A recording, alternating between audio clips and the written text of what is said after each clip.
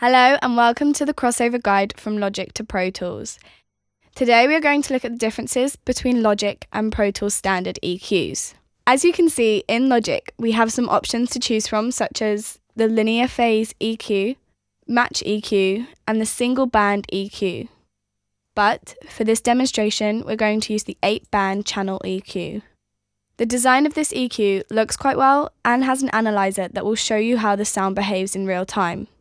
The analyzer will also have some resolution options, which can be useful if your computer is getting slow. This EQ is easy to play around with. Using the dots, just drag them to the place you want. If you're going to need to be more precise, it's easier to use the levels underneath by simply dragging or writing the amount you need. Let's put in some levels to change the sound of the track.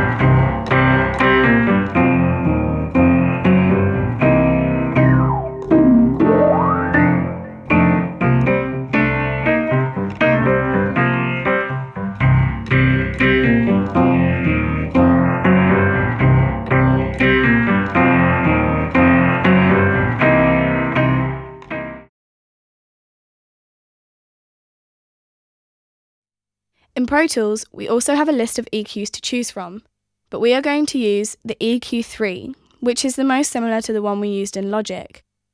This EQ has a more old-school analog look with the knobs, which can be a bit confusing at first glance, but it also has some features the channel EQ doesn't have, such as the input and output meter. What EQ3 doesn't have is an analyzer, so you need to use a plugin in addition to this if you want that.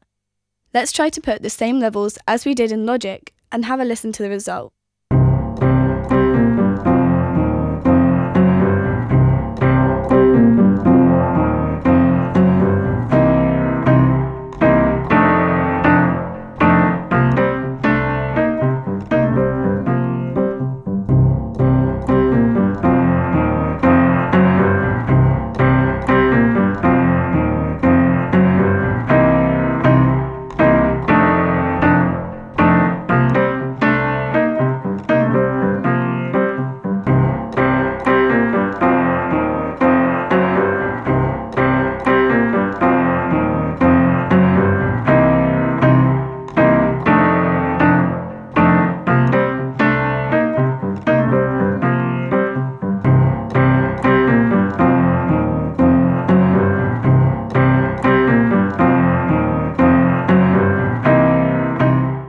The main difference between these EQs is that the channel EQ in Logic has an analyzer, but the EQ3 in Pro Tools does not.